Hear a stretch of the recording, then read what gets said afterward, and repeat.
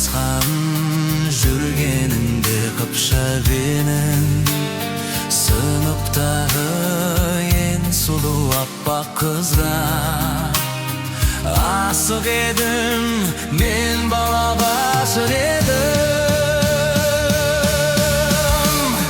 Жалт қараушы ем күйініп кездескенде, жақындаушы ем өзіңе тездеп менде. Жаныңдағы қыздан да қызғанушы ем,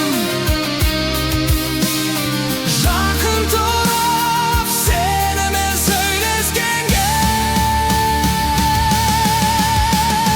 Жарыңменен болашақ осыз іздеп, кеткенімде қабала опу іздеп,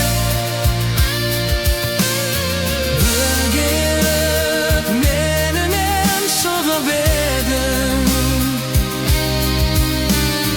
Бірақ әттең кеш қалып опындым кек.